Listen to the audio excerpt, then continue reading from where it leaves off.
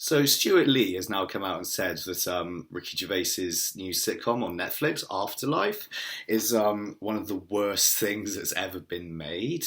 And I have to confess, like I've watched one episode, I think, of Afterlife. I haven't really gotten into the series, but like I liked it. It was fine. It's good. Like it was a good sitcom. You know, like the angle he's going from with it. It's kind of like a serious-ish sitcom which sort of deals with issues of like mental health and bereavement and all this stuff. And yeah, it's like generally speaking quite good. It's quite funny in places. It's not meant to be sort of laugh a minute. Then again, like The Office like sort of dealt with like quite a serious theme, didn't it? And then or on a level, it dealt with kind of like a very human and predictable form of ridiculousness, if you like, and like a very banal form of ridiculousness, and yeah, a very like kind of a really oppressive environment, strangely enough, but like not oppressive because of David Brent. That's a very interesting dichotomy, and it's a fascinating sitcom. And yeah, I love The Office, and because yeah, and he does as well. He acknowledges that that's brilliant, but and he's like attacking this. Like this isn't like so much worse than that. It's like it's shaping up. I think in my mind to be a very good sitcom. I haven't watched all of it or really gotten into it because I don't get into things anymore. I mean, I got the attention span of a gnat, and I just flit around the internet and then I dip in between doing things like reading Richard Feynman's famous lectures on physics books. I've got Peter Ackroyd on the Tudors, is it? That's what I'm working my way through. And that's what I do, and write, and do these videos, and do college. Also, I go to agricultural college, do that full-time, BTEC, and I work on the farm here as well. And yeah, farming life and intellectual life as well, mixed in. And YouTube. Lol. But yeah, I mean, yeah, Half-Life is not at all bad. It's very good. It seems like it's going to be very good. But I don't know like what he's talking about. Like he's just trying to be provocative, and in fairness, I haven't actually listened to the interview with Stewart Lee. It seems like he's gonna like fawn over The Office like I just did, and then he's gonna like try and like I don't know like really hammer something. And Stewart Lee, I don't get me wrong, I think he's a brilliant comedian. I love Stewart Lee. I think he's a great stand-up comic. One of my favourite stand-up comics. He's heavily influenced by my own stand-up comedy, and yeah, I love Stewart Lee. I think he's a brilliant performer. But I mean, so does Ricky Gervais. And like, I like Ricky Gervais' stand-up as well. I think that comes from a good position. And yeah, it's like, it's a really odd reactionary kind of perspective that I think I think he has. I think it's kind of like an oddly extreme stance on something.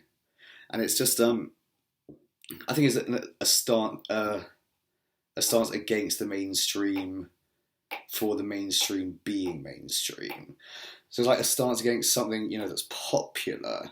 That's but like a lot of popular things are good.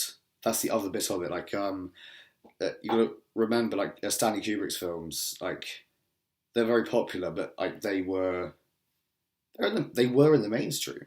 They're big blockbusters, and yeah, lots of blockbusters are very good. A lot of them are shite, okay, and I don't like a lot of them. But yeah, it's not cut and dry like that. Things in the mainstream, yes, are very good. Things, in the hinterlands, in the Bohemian wilderness, you're like, that's very good as well. A lot of it is very brilliant.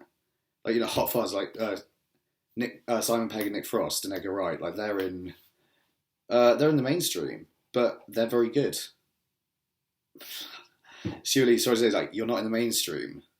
And you're very good. You are in the Bohemian wilderness that like really only comedians know about. He's like very much a comedian's comedian, if you know what I mean.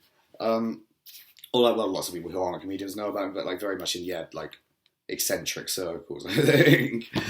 People like Stewart Lee. But yeah, I mean, I'm sorry to say, I'm actually a bigger Ricky Gervais fan than I'm a Stewart Lee fan.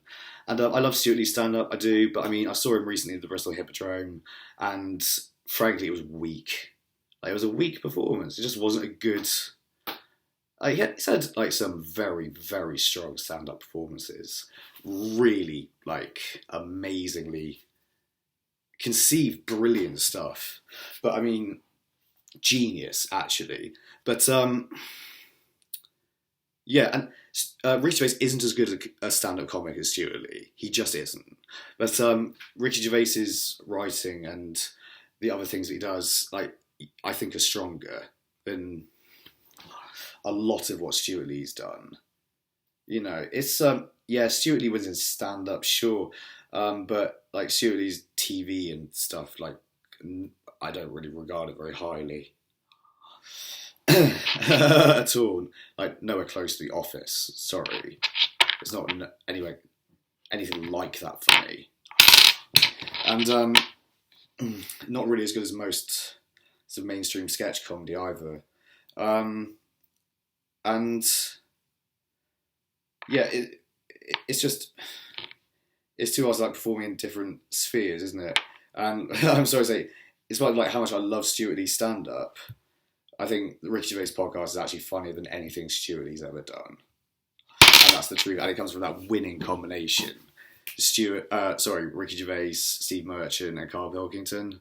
Like, those give me like such amazing joy, and it's comedy. We're not like, it's kind of like trying to like create some sort of I don't know, like, is it like zone of conflict in comedy? I doubt Ricky Gervais would even have much to say to him after like those podcasts. Oh, those are wonderful. Those are fantastic. They make me happy thinking about them. Like, yeah, I actually like. Yeah, think like, oh, I love thinking about the stuff that Carl said. I do. I love it. It's brilliant. Like, is it like, we're in the park, Suzanne read the paper while I played with a ladybird, and like all those sorts of things, and the stories, and it's brilliant. Yeah, I prefer that. I prefer listening to a Ricky Gervais podcast like over, yeah, like a Stewart Lee stand-up set. That's just the truth. But yeah, it's and Afterlife, yeah, it's very good. It's not bad at all. It's strong. I think very good. And yeah, I like Ricky Gervais's movies. They're cool, both of them actually. Like The Invention of Lying, or is it Ghost Town? If a Ghost Existed. I don't think that was so good. The Invention of Lying was good. That was a very good premise, I thought. No, Ghost Town was okay, I thought, but a little forgettable, perhaps. Like, again, and I tolerate a Stewart Lee sort of performance that like wasn't so great, but was really good in places. And I actually quite enjoyed it a lot. I enjoyed it a lot, but it was weak compared to his other stuff. But then again, his other stuff is so strong. I was like, can I tolerate Stewart Lee just being a bit like, eh? And take COVID into consideration? Also, yes. Not as strong. Again, Afterlife isn't as strong as The Office. Not many sitcoms are. Yeah, things like 40 Towers included in that. The Office, like, one of the strongest British sitcoms of that decade, if not the strongest, or the best, or the most intelligent. Then again, Peep Show is very, very good. I don't know which I love more in The Office. There's apples and oranges, isn't it, though? And I don't want to be a critic per se, but Stewart Lee, fuck off. Sorry, like, you can, yeah, no, he's like, yeah, in our good mainstream, Ricky Gervais is very, very, very talented. That is the truth. Sorry. And Afterlife is very good, unfortunately.